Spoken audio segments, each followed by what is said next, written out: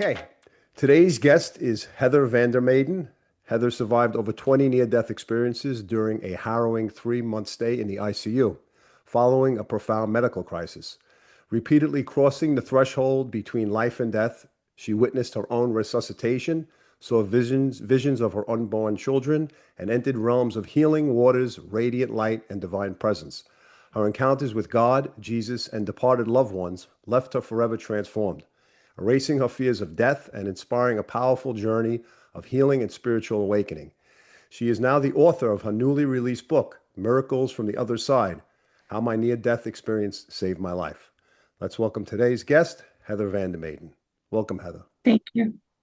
Yeah, it's very, very inspired for me to read a book from a person who's shared their story, and then in the process of actually putting it out as a book, and to see the little details that really took place, the little nooks and crannies between the beginning and the end. And like, we look at people's stories and we just think that it's just this, but there's so much that goes into it. And in reading the book, I was moved emotionally by your compassion, by your inner strength, and your ability to forge forward and be in the place that you are now.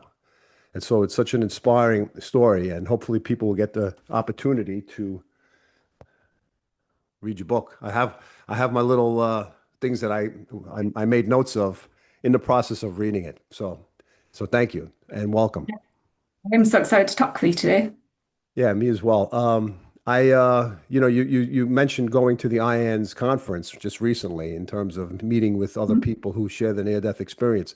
And one of the interesting things that I read in your book, or maybe saw in one of your other interviews, was the fact that many people experienced near-death, who have near-death experiences, are not able to share their story until years later. Yeah. A And lot of that, people, I've heard of people waiting 40 years before they talk about it. Mine was 25 years. so Yeah. what goes into the process of being able to be able to then speak about it? Like, what is the progression of how that operates? And I know in between you did different types of therapies in terms of being able to overcome. You can Yeah. maybe just So share that. I always talked with my family about it. They were in the hospital during it, so they saw what was happening, and so they were always open to it. But I had one of my main surgeons, I told him, I died, you know that, right? And he shut me down immediately. And that to me was like, don't talk about it. It's not something that people want to hear about. It scares them. And so for years, I wouldn't really talk about it except to close family members. And maybe if a friend was going through a loss, maybe they had a family member that was passing away and they were scared of death, I would talk to them, just share little snippets of what I'd been through and tell them that they didn't need to be afraid. But for 25 years, I just kind of kept it under wraps. But a few years back, I decided to just write the book for me. I never, ever planned to publish it. I just needed to heal. I'd been having nightmares for ever since the hospitalization, pretty traumatic nightmares throughout the years of certain incidences that happened with an abusive nurse and with some of the Yeah. procedures.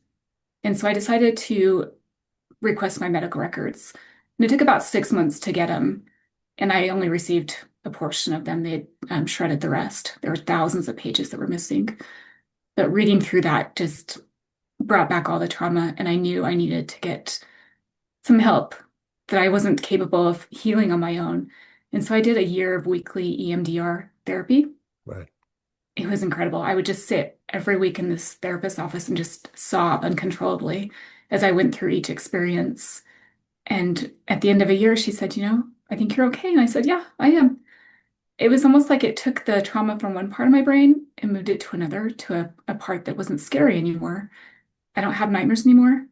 I can talk about the scary parts and I don't shake. I would shake internally when I would talk about it or even think about it. Yeah. I Yeah. don't have that anymore. It's all been replaced with full peace. Most of the procedure parts that were scary. And so I can look back on it now and I have more of an understanding of why I needed to go through that. It shaped my life in a different way that I wouldn't have had otherwise. And I'm profoundly grateful for the experience that I had.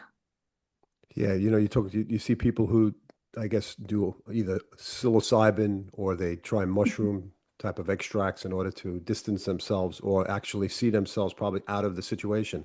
It's interesting that your near-death experience, like many people's near-death experiences, and actually doing this therapy gave you an opportunity to separate yourself from the trauma, as you just mentioned, seeing it outside yourself, as well as the near-death experience, which to me is so interesting. I remember for myself being traumatized with certain things in my life and feeling like a sense of numbness, a sense of pulling myself out of my body and looking at it from a different place. I remember through my adolescent years, and in terms of feeling my own trauma, separating myself and saying, I'm not here.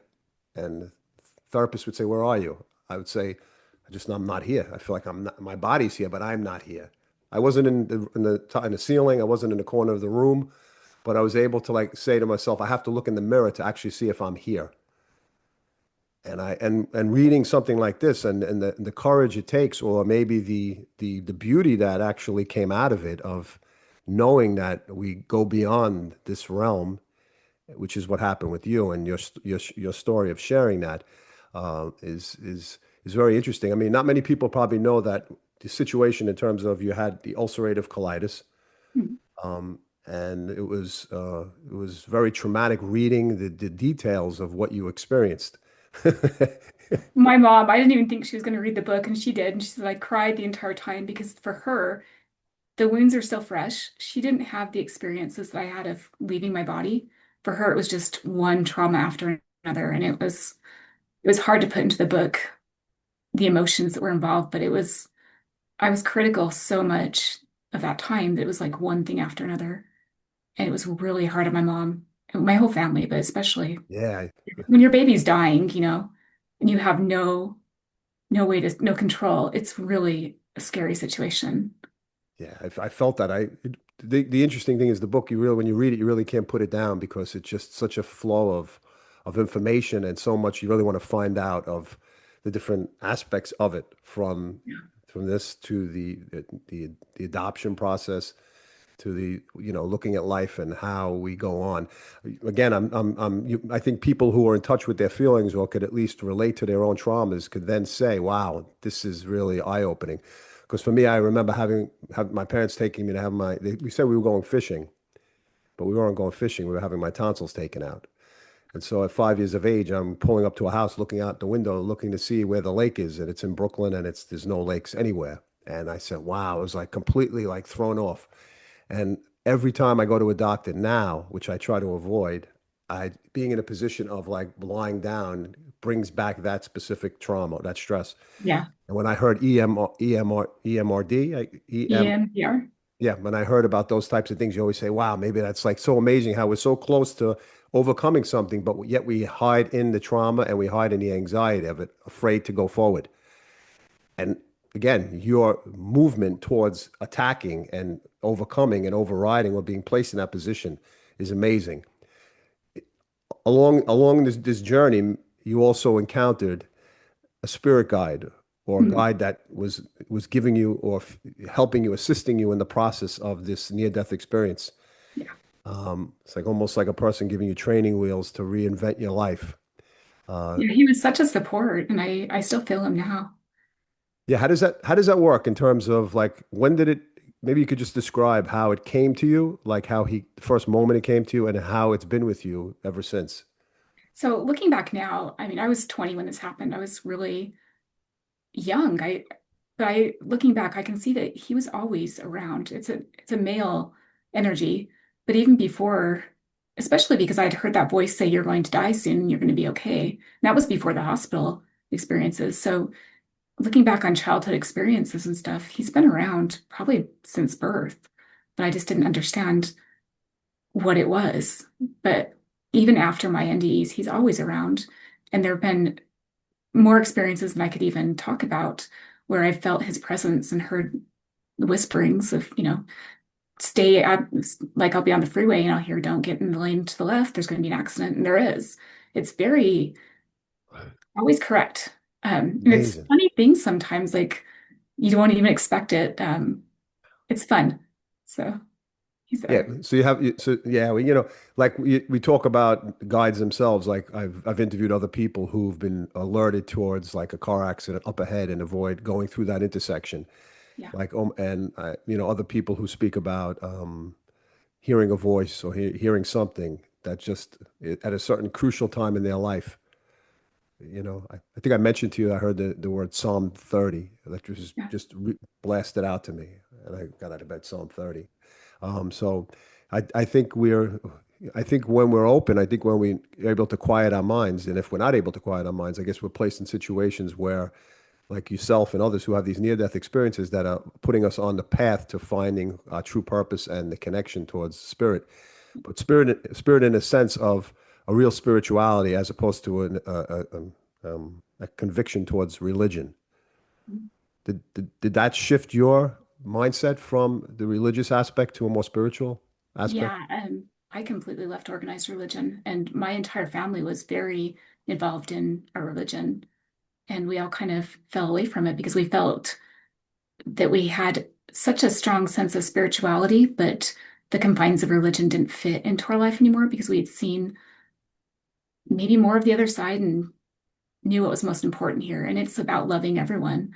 And I don't feel for me that I need to be inside of a religious institution to have that love for others or to worship and love. I still have a very strong understanding and love for God, source, whatever you want to call him. I know very profoundly that he is part of my life.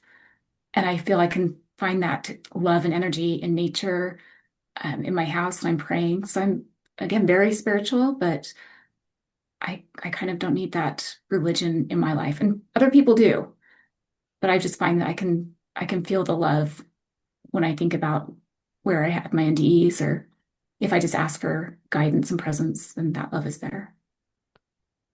Yeah, there's always people who are not, I wouldn't say naysayers, but more fearful of the process of disconnecting from what structure they have. Yeah.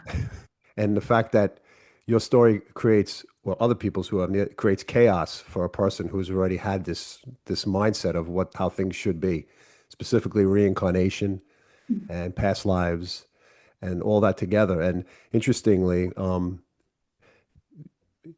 many people who have near-death experiences, they have certain remnants or certain birthmarks or certain scars or certain physiological issues that exist in this life that may have been from a past life. And I think in relating towards the understanding of past lives, I think maybe we discussed World War II Yes. and wounds or certain aspects. And I discussed, I said to you, shrapnel and some type of injury to the intestinal area, and not just and how that could go from one lifetime to the next. And you ask yourself, why would I have to carry over something into another life when that was in the past? And maybe you want to touch upon that, or any thoughts you have on that. Yeah. And for those that don't know what we're talking about, Yeah, Adam, become pretty good friends since our first podcast and talked about reincarnation and past lives. And I've always felt that there was something in my soul that was connected to World War II. But with my stomach issues, my ulcerative colitis, it came out of nowhere. I was completely healthy, and one day, boom, I was not. And I always was angry about it. I thought, this is not fair. I'm young, I'm healthy, I'm newly married. I should be having the time of my life. And I wasn't. I was in such profound pain. And it always was weird to me that I could be so healthy and then not. And so I think sometimes we bring stuff to our life that we need to heal from or that's here to teach us. And we need when we learn from it, it doesn't control us anymore. And so for years, the pain of even after the surgeries, the pain was pretty bad and it controlled my life. I'd constantly think I'm in pain, I can't eat, or it'll hurt. And then one day I thought, don't let it control you anymore. And it's kind of like the anxiety went away from it. And I've been a lot healthier since then. So I think once we confront our traumas, our health issues in a different light and accept them, doesn't always take them away, but it makes it easier to deal with. And then we understand why we're going through them. Maybe it helps us be stronger or help others even. yeah. I was fascinated at the fact that you went on a period, and you mentioned before your parents, your mother, having to see a person in the physical body suffering, but you having somewhat of a way out of escaping that physical body and like almost like saying, well, you see me, you're suffering more than I am. They were, yeah, in a way. And when I was in my body, the pain was undescribable constantly. I had an 8-inch incision that was open the entire time. They would pack with just, stuff to like kind of keep my stomach open because they were going in for surgery so often. So everything hurt. My husband at the time called it a baked potato in my stomach because it was so hideous. Yeah, yeah, But it was easy for me to leave my body, and that was such a gift. I, if I hadn't been able to do that, I think I would have probably died a lot sooner than and not come back. But that little gift of leaving gave me the strength I needed to heal. But my family didn't have that. And so they were seeing this constant criticalness just every single day. And the doctors were constantly calling saying, come to the hospital, there's another emergency. It was just a really, really hard time for my family. And they were amazing. I had my best friend there constantly, just cousins, aunts, uncles. I had an amazing group of people that supported me throughout it. But if you talk to them, they tell you the horrors. yeah, yeah. That's all they saw. Yeah, when you left, I guess, and finally you write in the book when you knew you were staying, so to speak. Yeah, that was Um, hard. the hard part of knowing you're staying and Yeah, almost now having to feel the pain and yeah, feel, transition back into the physical body of, okay, I'm here now, and now I feel the heaviness of this, and now, wow, where do I go from here? So it was like almost an escape. It is an escape. Maybe you could describe, you've mentioned this once before in the interview, but for the people who listen again, maybe you could just explain what it felt like where you were and what you saw again. yeah. When I left my body, I was just surrounded in love, the most intense love you could ever imagine. There was no pain, no stress. I just felt like I was home. And I know a lot of people describe it that way, but it's true. I felt more alive than I ever do in my body. It's like our body is this heavy shell that holds us back. And when you leave that shell behind, you're just so free and light. And even to this day, if I was given a chance to go back, I would go. And it's not like I don't have this wonderful life, but it hasn't been an easy life. And knowing what I have awaiting me on the other side gets me through it. But being in this body is very hard sometimes. And I still have some of the physical effects of the health issues. Right. I'm pretty healthy for the most part, but you never know what's going to happen. But when I was able to leave, it was just like all the pain went away and I felt whole and healthy. And it's an incredible experience. And so, I told my family if I ever have that chance and I do pass on, be happy for me. Wow. I'm going to this wonderful place and you'll be there eventually too. It's amazing. What are most people's reaction towards that kind of talk? Does it like scare people? Does it push them away for people who are new to hearing this information? Or maybe you Yeah, don't share it with people right away, of course. yeah, I don't. I usually just tell my mom. It's mostly when I'm going through a bowel obstruction, which are horrifically painful and they come out of nowhere. And I'll just say, oh my gosh, this is awful. Why am I going through this? But for the most part, I don't tell people, I'm ready to die when it's time. Yeah, yeah, yeah, yeah. I But understand. one of the things that the gift that's come from this is that I've been able to talk to a lot of people that are critically ill or on hospice that are afraid to die. They're afraid of what's going to happen. And that's kind of maybe that's why I came back. I can give them that sense of peace and love to make them not afraid, to help them ease into that journey. Because I don't want people to be afraid. It's like walking through one door into another and being greeted by, it's kind of like a big, huge surprise party in a way. Yeah, that's Friends and interesting. family. Yeah. Yeah, I just had a thought, skip my mind with that. It's interesting the fact that you make this connection towards, again, the spirit guide, which is fascinating to me because I'm so interested in knowing that we have a connection to something beyond Yeah. us that's feeding us, and people are afraid to like ask for assistance. They're afraid to ask for help. And is through your story and hearing that, we have access towards information. We may not hear it, but we're guided towards certain Yeah. things. And you've been guided towards certain things. You've been guided towards your two children that you have. And that's even another fascinating story. Unbelievable to me, to like the ability for you to form a relationship with the children's adopted biological parents, and to make that connection with them, and to share the parenting, and to involve them in the whole process, with and understanding from your perspective and your experience that we're here for a temporary period of time, that we lose the need to be selfish. We probably lose the need to be possessive, which is a natural instinct for people to say, not in your case, but maybe because of your experience, this is mine. I'm taking care of it. And how Yeah.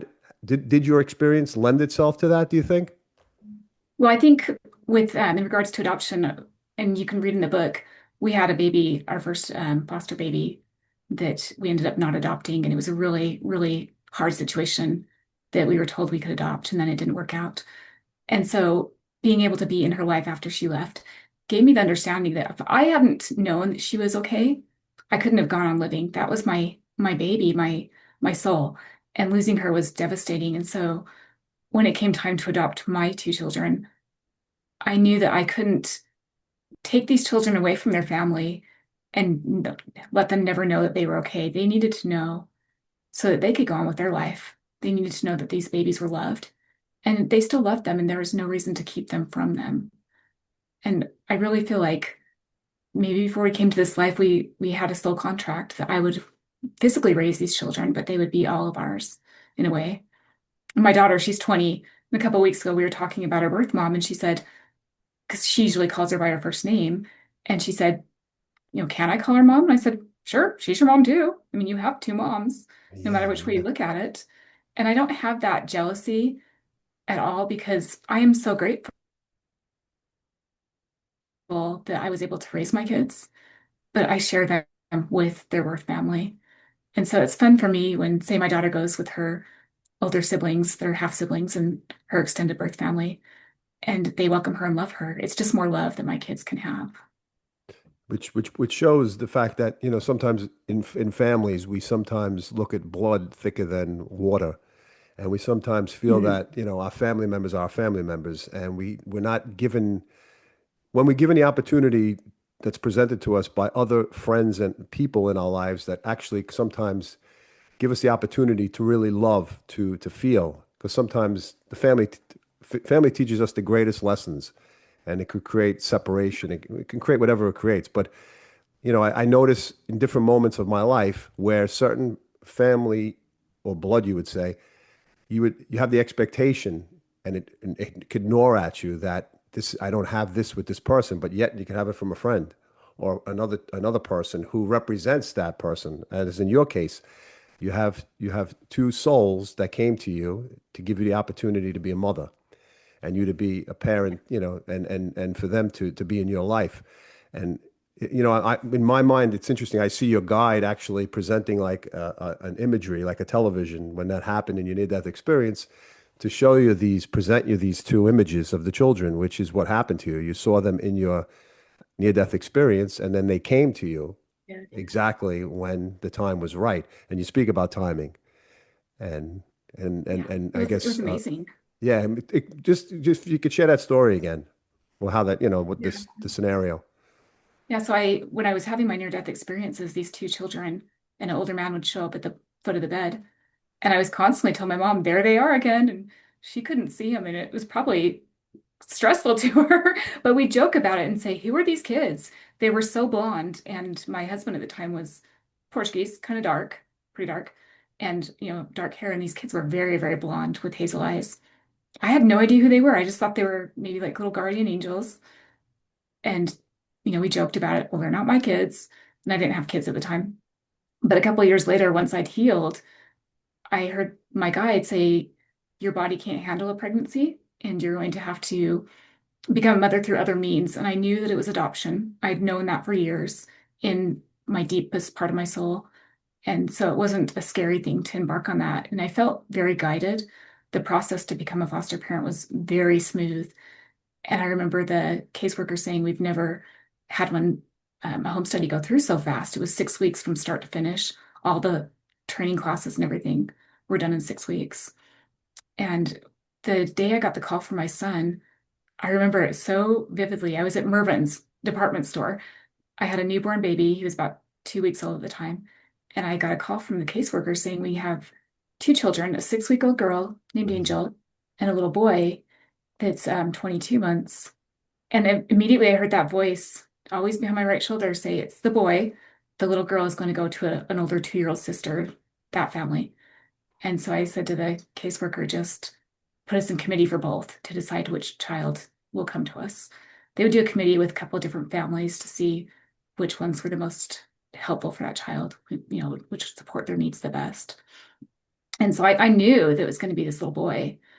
That's And when I got amazing. the call about a week or so later that we've been chosen for him, it was like, ah, I know. It's And I amazing. remember picking him up, and it was just a stormy, stormy day, chaos. These leaves are flying everywhere. It's so windy, and I'm trying to grab two-year-olds and a newborn and get him in the car. And I get him home and take off his hat, and there's the hair just like boom, blonde curly hair. And he's this almost 2-year-old. He weighed 19 pounds. He was tiny, tiny. And it was like this hitting of my chest, like, wow, a gut punch. This is the child, younger, but this is the child that was in the hospital. Oh, it's amazing. It was just this profound feeling of, oh my gosh, Yeah. I'm meeting him again. And that started the journey. And it hasn't been easy at all. I think anytime you adopt, there's a lot of trauma involved in it. But having the experience of having the kids in the hospital gave me the ability to parent them the best that I could. Yeah. So it was a really amazing experience. When you speak of the trauma, I assume you're referring to their own trauma themselves as well, of what they have to endure and experience as knowing their biological parent, was in this position or wanted this, made Yeah. this decision. And so I guess it leaves the caretaker, the parent, the guardian, the person who is raising the child to then work on these conflicts. And Yeah. it must be difficult because we do have emotions as people when we get attachments to people. And then we have to be the higher guide within ourselves to then separate ourselves from the emotions in some way. But I Yeah. guess your experience has placed you in this position to know that you're here to fulfill a mission and to fulfill this place among for yourself and also for the two children. I was thinking of your spirit, your guide, and communicating this is almost like you are the messenger. You're the person to teach through you wouldn't have without your suffering, without your experience, you would not have been able to been this person to teach this to Yeah. other people. Because I'm sure there's other people, if they would be able to read the story, you would enlighten them to the fact that, hold on a minute, there's a boundary, there's a place that has to be held in this position, and it's not easy. But through your experience, you're able to override that, I'm sure, in many situations. Yeah. And I was involved quite heavily for years and years in the Utah foster care um, arena. And my goal was always to make sure that anyone that was adopting, even if they had close adoptions, that they talked lovingly about the children's birth parents, because no matter what, these children love their families. And even if they're taken away, it's like their soul is ripped in half. They're missing their mom and their dad. Yeah, And yeah, even if it's yeah. not a good environment, that's what they know. And they still love them. And so whenever I'd hear someone talk negatively about a situation, I'd say, oh my gosh, stop.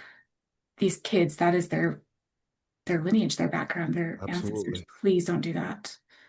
Yeah. Yeah. So I really enjoyed working in that. And I worked for our it's called DCFS in Utah. I worked for them for a total of 10 years. I was able to help out quite a bit that Yeah. way. I was thinking about you. I keep thinking about your spirit guide. I see the person actually. I see the spirit guide. You mentioned white hair maybe once, but it looks like white hair with like, what, to me, I see Colonel Sanders from Kentucky Fried Chicken. I see this man with like a beard and white and with a black shirt on or some type of like outfit even. Like I don't know, like almost like a priest from a past life person coming through, even though it's a higher guide. But I'm fascinated to know, like, when you hear the information, are you in a certain place, or are you at peace, or you're in the midst of doing something, or is it come at a certain time, or it's unexpected? Very random. And I don't ever see him. I just feel him. Like I can be driving in my car and I'll hear the voice, and I can be listening to rap music, Oh, wow, wow, wow. And there it is, yeah. And we used to kind of joke about it. When my kids were 7 and 11, I divorced my husband. And there were a couple of years of really, really hard financial struggles. And I would say, I need to buy a pair of shoes for my son. I have this much money. And I would hear that voice say, go to this store. And it would just over and over and over again, I'd be like, okay, fine. I would go to the store and there would be the shoes for the exact price that I could afford. And it happened so frequently that we called it Heather deals and kind of joked about it. But whenever I hear that voice say, you need to go here, I always go. I never know why I'm going sometimes, but if I'm in need of something, it's kind of like the universe provides it if I'm open to following through with, their need for me to go there. So it's kind of fun to see all the different experiences that come through because of probably being more open to what happened with the NDs. It kind of opened up my mind. And I was probably more shut down before then, but now I'm open to whatever happens. I think Mm. there's so much going on around us we don't see sometimes because we're just busy with our life. And if we quiet the noise for a minute, there's a lot of really amazing things happening for us. Yeah, I guess, yeah, I mean, what shows people, if people do quiet their minds, they may hear things they don't want to hear. True. And, Yeah. and so the fact is that you're being guided for your best version of yourself, of what helps you. You're not guided in anything negative or something in that mindset. So you have it's a positive direction. Um, how did it feel the first time you heard it outside of the near-death experience? Like when you came back into the three-dimensional aspect, when you heard it, was it the same voice you heard in the near-death experience? It's almost like a whisper, yeah. And I was like, oh my gosh, he's still here. That's amazing. Yeah, and I understood afterwards more to listen, so I always do. And just because I have these experiences doesn't mean that it so for example, if I'm going through a really hard struggle, I can, pray and say, please help me with this. I want this to happen. And that's not always the case. I don't have these special powers to make my life easier. And a Right. lot of times I will ask for help in something and it doesn't turn out the way that I want it to turn out. And that can be annoying. It can be really frustrating. But when I look back on those experiences, the way they turned out were how they were supposed to. Like my divorce, for example, that was devastating. It was very unexpected. And I felt like my entire life was crushing down on me. I mean, I would sit in my closet at night with a pillow over my face and just scream and cry because I was so in so much pain. And I didn't want my kids to hear what I was going through. But because of that experience, I have I have this tribe of friends that I would have never met if I was married. They have shaped my life in such this unique, beautiful way. And so even the hardest struggles that we go through, they have blessings involved in them. And so for me, it's more of letting go of the control. This is what I want to happen. Yeah, And yeah. sometimes I'll just say, whatever's meant to happen, please protect me during it. Well, that's a very powerful lesson and a teaching moment, or not just a teaching moment, but for other people to hear, because so many people, when they're under stress, they grasp tighter and they hold on to things much firmer. Mhm. And it's so difficult to separate Yeah. yourself from a situation, especially in a three-dimensional mindset. Um, it's interesting. I find myself, um, as long as I'm conscientious of any type of grasping I'm doing, if I try to just let go or attempt to verbalize it in my mind, then that sets me in a position of not grasping or not putting me and myself in that position where I'm over the top. Because I think we want everything to work out a certain way. We want to control situations, but as you said before, certain things are meant to happen and some things aren't meant to happen, and you can't hold on to them. And your experience is a perfect example of it. And um, I'm just inspired by the whole story and hearing the whole situation, from beginning to end, to show you human experience, not just a near-death experience, and to show the details of everything that came along with it. I envision like my mother being in a position and like, or how a mother would feel having to endure this. And just all these scenarios coming through. Um, you had a friend, Diane. Is that Diane? Is it the correct name? The person who Mhm. passed on? Yeah. And you Yeah. I was taken back by the fact that after you had made contact contact with her through, I guess, a spiritual connection or her promise to you to watch over you or to take care of you when she passed on, um, was She was does. was very touching. And the fact that after she passed, you had Makes me written in the cry. book, yeah, a- after you wrote in the book about that many of the intense moments of your physical condition lessened or might have not as been as bad as they were Oh before. yeah. Maybe you want to just share that story or, and, Yeah. So I had a friend that, yeah, we were pretty close. We've been friends for about 14 years, and she was very staunch Catholic. And she would have these little moments where you know, she talked to the other side kind of, but she was so Catholic that she didn't understand them, I think. But she had a friend that had passed that was like 99 years old. And Diane was going through some pretty severe health issues with her, with cancer. And this friend came to her one night and said, I can take you back now, or you can stay. If you stay, you're going to have a lot of profound medical issues and you're going to suffer a lot. And she chose to stay. And she told me about this. And she was going in for surgery for her heart.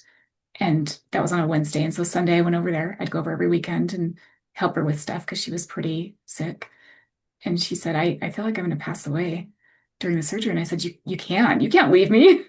yeah, And she said, I can see it. And she went through details of who would be at the hospital when it happened and not knowing who would be at the hospital at that point, and told me everything that was going to happen. And I said, you can't leave me. Don't do that. But if you do, I want you to fix my stomach because up to that point, and this is about 2 years ago, a year and a half ago, anytime I ate, my stomach would hurt. I had a very minimal, limited amount of food that I could eat. I could eat hard-boiled eggs and avocado and hard candy. Those are the three things that did not hurt my stomach. And so obviously it wasn't enjoyable to eat. And so I joked with her and said, if you do pass on, fix my stomach. Hmm. And then we joked and I was like, yeah, send me $1 million. And so when she went in for her surgery went well. And then she had a massive stroke when they were bringing her out of anesthesia. And she was in a coma for a week, almost. And while she was there, she one night came to me when I was asleep and told me that she had seen so many beautiful things on the other side. yeah, Sorry to make me yeah. cry. It's okay. It's okay. But my guide told me it's she will decide whether she goes or stays, and me, will be okay. And ultimately, she did pass away, and I could tell when she was gone. When I go to visit her in the hospital, I could see and feel her soul was not in her body; it was to the side of her bed, and she was incredibly critical. I mean, every life support machine was there. So when she passed away, it was almost kind of a blessing for her because she was so sick. But I noticed her with me after she passed, and it took, while waiting for the funeral, she was there all the time, and it was like this ball of joy and happiness. It was so strong that I could just feel her joy. And as the weeks wore on, I noticed that my stomach wasn't hurting all the time. And I'd had maybe 3 days the entire 23 years since my surgery that my stomach didn't hurt for an entire day. So it was pretty noticeable when all of a sudden I could eat anything and it didn't hurt. Wow, wow. And so I thought, okay, maybe this is just a fluke and it's a couple of days. But it continued, and it's been a year and a half now. And the heavier moments of, because I have a J pouch, which is where they take your small intestine and they make a loop into it, and that becomes your large intestine. I don't have a large intestine at all. And so it holds less volume of food and it's pretty uncomfortable when you eat. But the pain is not there like it was before at all. And I went an entire year without a bowel obstruction, which I used to have them every other week. Wow. So I always say, thank you, Diane. She obviously did something. That woman had a strong spiritual presence. But it's been a significant improvement in my health. And so I'm able to live a life now that I couldn't live for the last 25 years because I'm so much healthier. And so I can experience more and I'm not constantly worried about if I eat a crack or if it's going to hurt my stomach or Yeah, yeah. yeah. So I'm It- able to live a lot happier. It's interesting you were talking and I saw a light around you, behind you. I'm sure it's her. She's Yeah, always, absolutely. yeah, Whitish blue light behind you. yeah. Wow. I always say her presence is so strong, more so than anyone I've lost. It's just, she's so happy where she is. So it's like she's still here with me. And when you say happy, how do you equate that? You feel the energy from her? Oh yeah, it's like this light energy. She's healthy now. And at the time she was on oxygen and couldn't walk from her garage to her house without getting tired. So I'd go over there all the time and help her with different things like housework or just whatever she needed help with. But she's not weighed down by that anymore. She feels very light, almost like she's just, can float. And Yeah. yeah, she's just healthy is probably the best way to describe it. So healthy and just so joyful. If you look at your life, because we all look at our lives and say, "What's my purpose?" What would you say your purpose is? I think it's to help people that are scared of what happens on the other side, kind of support. Even people that are dealing with critical illnesses, I have something that I can share that maybe other people don't. It's really scary when you're in a situation where you can't control your health and you don't know what's going to happen. And I remember being in the hospital terrified because there weren't a lot of answers. And at the time, the internet wasn't big. I mean, this is 20, there was 2000, so 25 years ago. So I'm able to provide people with an understanding that it's okay and give them support and love. And I really feel like we're here to love everyone, no matter what, Yeah. no matter who they are. And so I feel very blessed that I can be put in situations where I can speak to people. And sometimes they're very random. I can be at the grocery store and I'll strike up a conversation with someone. And afterwards, I think, okay, I was supposed to meet them today. Yeah. And I give thanks for the ability to offer them the love that they need that day. I was watching an interesting show on one of the interviews of another person, and then one of the guys came on. He spoke about there are 12 people, maybe in a soul family, and when a person goes into a coma, what's happening in some cases is they're stalling for the other person who's in that family to either pass on or not, who is sick or in it was very interesting. There was like a certain placement of when the person was supposed to pass. And if the person was in a coma, they were stopping the whole family in itself from reaching a place where they were supposed to either pass on or not.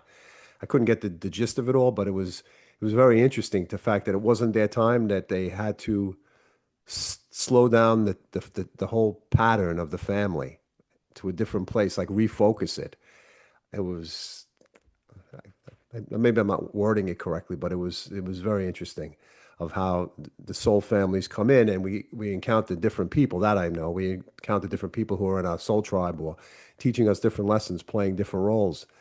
Specifically children could be the wiser soul, and the parent could be the one who needs to learn from it. In your case, in your specific example, your experience had to teach your parents something about life as well. Do you Yeah. find that? Did that happen? It did, yeah. And my daughter's 20 now, so she's the age that I was when I went in the hospital, and Wow. I'm about the age that my mom was. And I think That's of that's crazy. it is, yeah. And I said to my daughter, "Can you imagine going through what I did at this age?" And she's like, "No." And I look back and think, how did I do that? I was so young. But I can't imagine going through as a parent watching my child in the hospital now. And I really think that my parents did have that extra support from the other side to be able to get through that. There were little miracles that happened. My mom's job was it changed. She'd gotten a new job right around that time, and she licensed daycares for the state, and her zip codes were right around the hospital. And so she was able to take time when she needed to be right there when they'd call with an emergency. So there were definitely um, there are things that work behind the scenes to help them to be supported. My dad worked for the federal government and he was able to be there and take some time off. And there are just so many supports around them that I look back and think, could I do this as a parent now Yeah. if my child was there? And I honestly don't know how my parents did it. It took an inner strength that I can't even imagine. Yeah, I thought about the same thing. When I read that aspect, I said to myself, if I was in a position like this, it's like, wow, I don't know how I would feel. Like the unexpected of something so profound in your life to be able to handle that. But I guess hindsight is 2020. So when you look back, then you could see it in a different light. Going through the process, you have no choice but to endure and to override whatever you're feeling internally. Let's get to the subject of your book. Just Okay. so. The book is Miracles from the Other Side: How My Near-Death Experience Saved My Life. And if anybody's really interested in reading a profound story about what we've been discussing, here it is.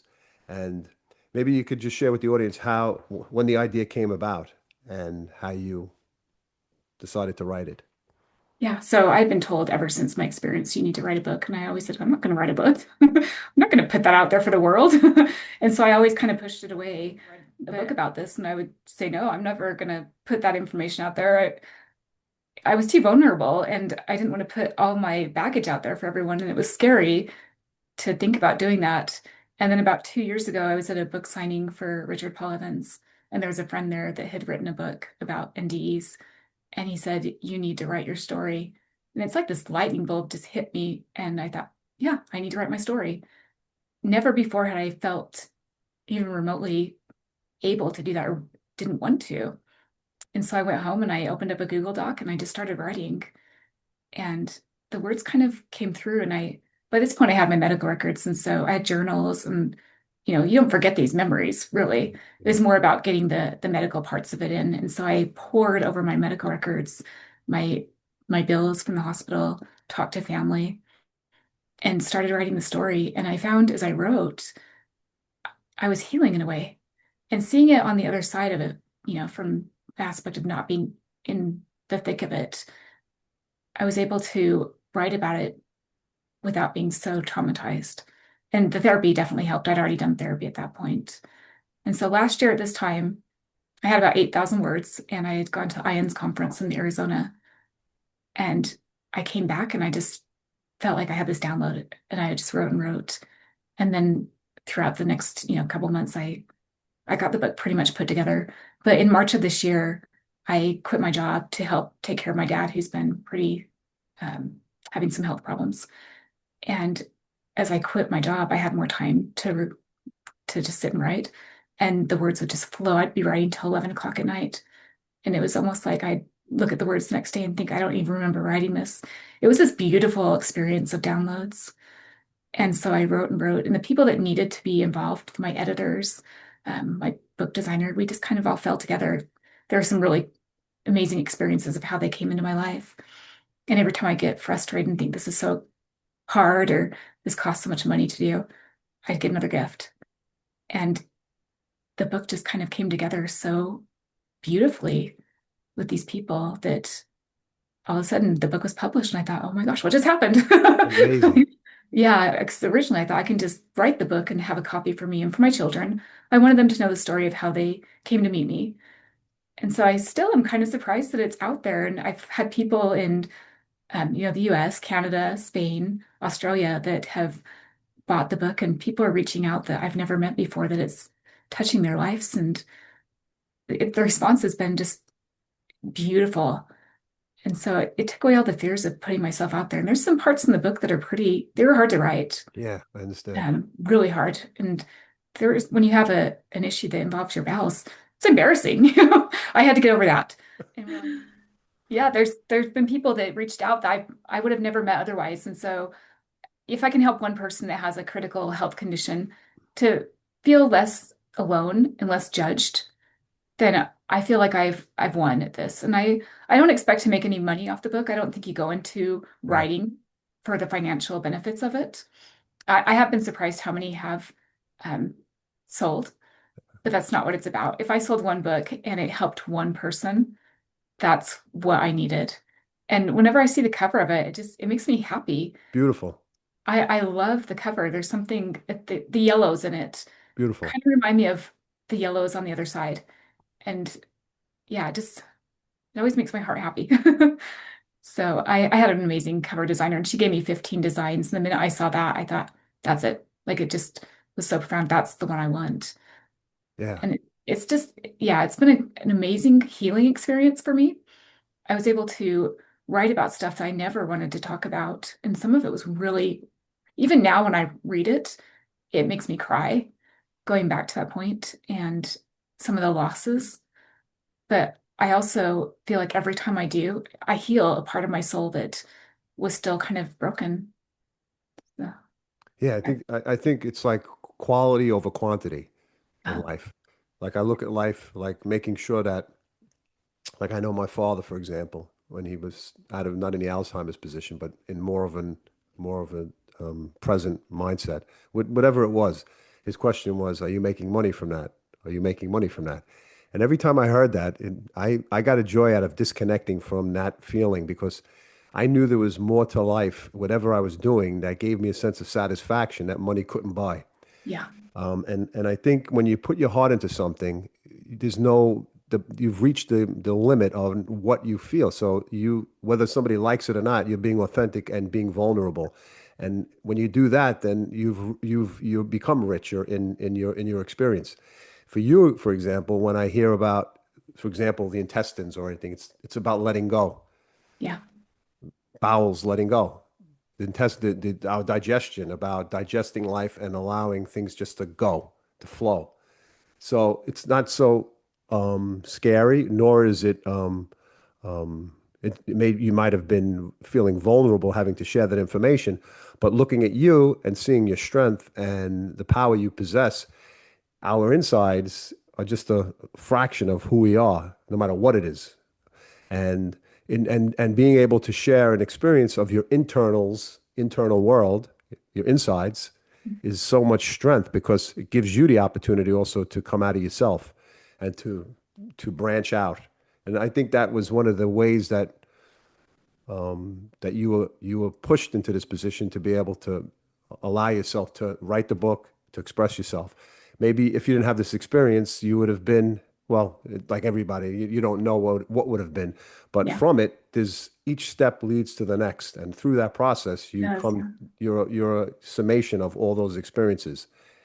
And I'm impressed. When I read it, I said, "Wow, I give you courage. I give you a lot of I admire what you wrote and how you did it because it's not easy to do that. But anybody who has worked on their own inner world and developed their inner strength could then say, well, yeah, we're all in this position in some other way. Some people don't show it. They pretend.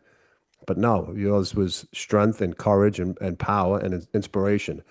And it's not about the money. And the money comes as a byproduct, I think, of your energy. Yeah. And to me, it's definitely not about the money. And this whole year has been about letting go of control and just looking at letting whatever happens happen. I'm still not working. I've been helping take care of my dad since he's finally healthy enough that I can go out and look for a job. But old Heather would be terrified of the financials of what are happening. I don't have a husband to pay my bills, but there have been all these little miracles, and somehow all my bills are paid every month. I have little side jobs that come in.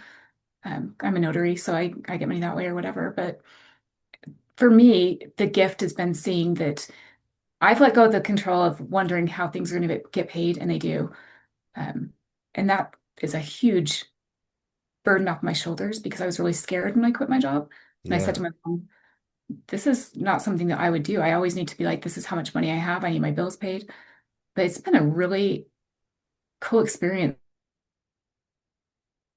to just let go and say to my guides and the universe, protect me and put me where I'm supposed to be.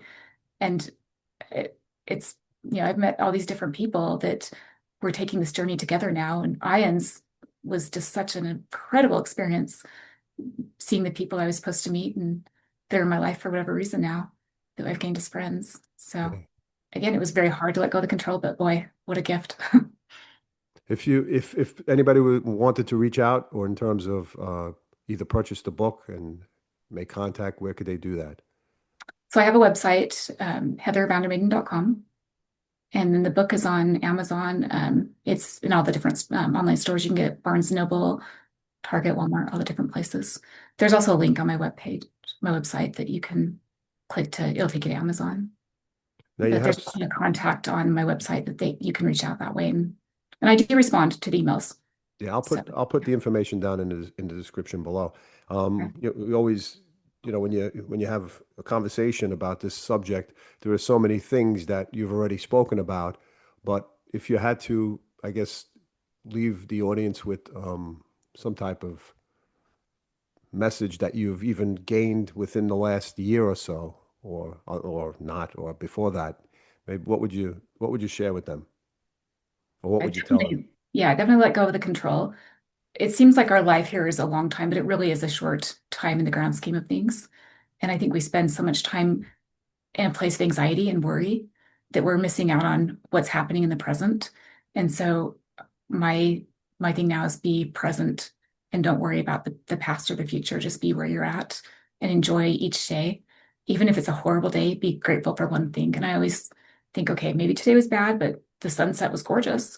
So I always try to find one thing each day that I can be grateful for and kind of raise my frequency that way. Instead of focusing on the negatives, I try to find the positives. Yeah, that's a beautiful message. And also, what about looking over your right shoulder? Yeah. Oh, Yes, yeah. Oh, always there. And tap on the back. I Right. think we all have spirit guides. Like it's Yeah. not, I'm not special.